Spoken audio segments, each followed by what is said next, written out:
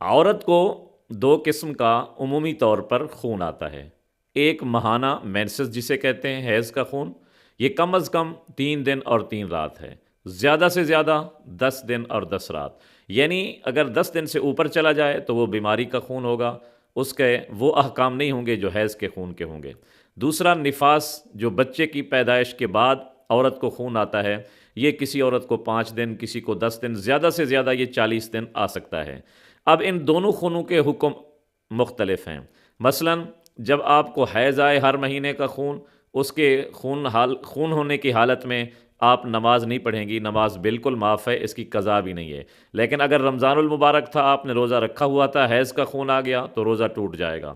جتنے دن حیض کا خون چلے گا آپ روزہ نہیں رکھیں گی، اتنے روزے آپ دوبارہ بعد میں رمضان شریف کے بعد آپ قضا کریں گی۔ اور قرآن مجید کی آپ تلاوت بھی نہیں کر سکیں گی، مسجد میں بھی نہیں آ سکیں گی۔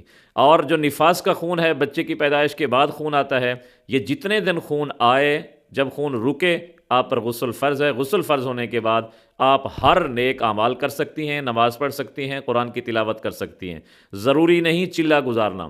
بعض عورتیں پورا چلہ ناپاک پڑی رہتی ہیں، خون 15 دن کے بعد رک جاتا ہے، وہ نماز نہیں پڑھتی، روزہ نہیں رکھتی، اپنے خامند کو قریب نہیں آنے دیتی، یہ جائز نہیں۔ جب کہ خون رک جائے اس کے بعد اس عورت پر غسل فرض ہے، غسل کرے گی اور پاک ہو جائے۔